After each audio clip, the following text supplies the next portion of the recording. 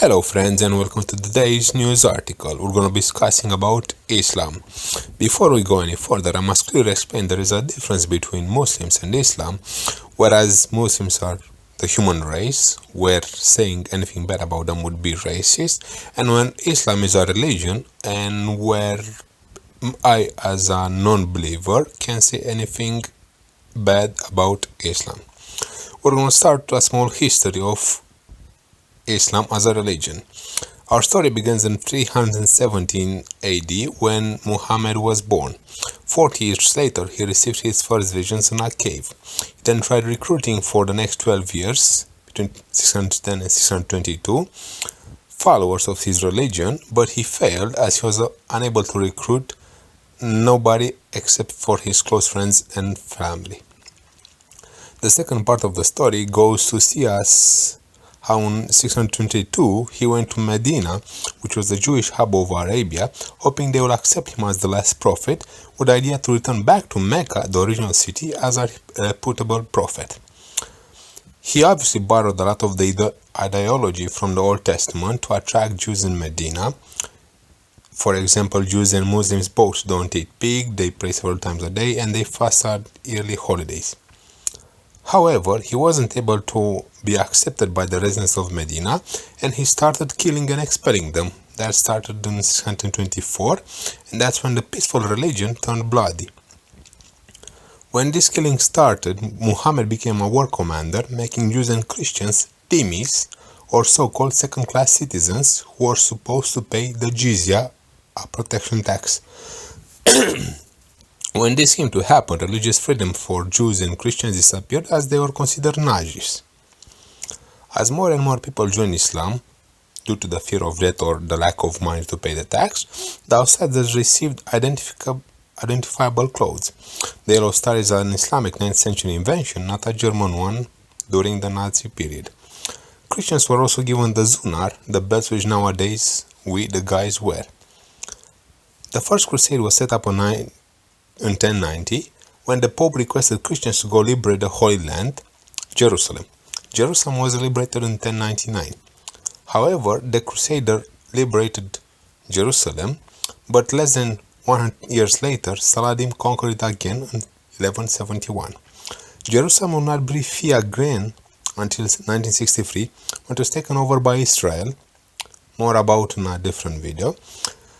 And that's when religious freedom and diversity was again allowed in Jerusalem. That's when Christians and Jews were allowed to pray and walk on the street without having to pay anything. The Crusaders tried repelling Islam from Jerusalem, but for over 300 years they failed, then the Crusaders finally disappeared.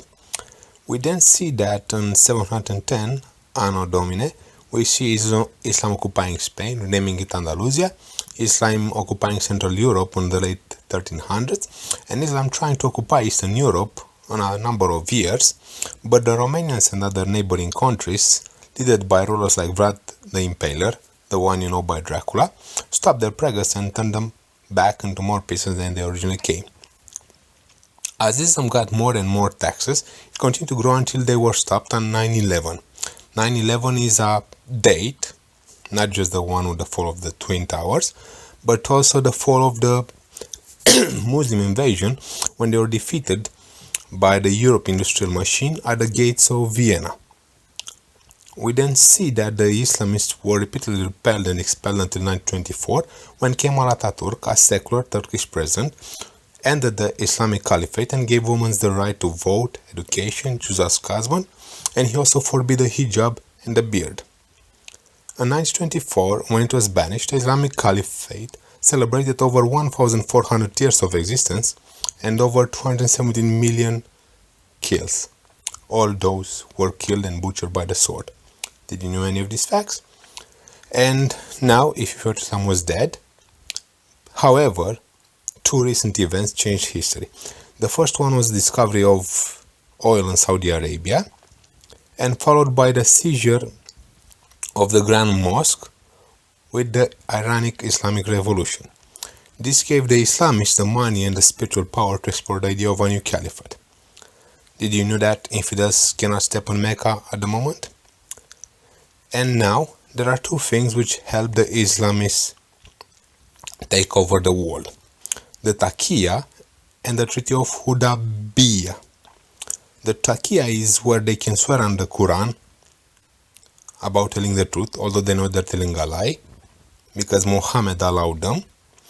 And the Treaty of Hudaybiyah is where Muhammad requested peace for 10 years, but he regrouped his army, he rebuilt it, and then he attacked unsuspecting opponents, winning.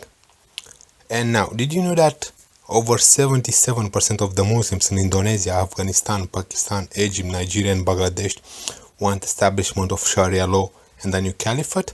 This was a 2013 survey. That means that 77% of Muslims are Islamists. How many of these are now in Europe, raping our women and kids, trying to kill us?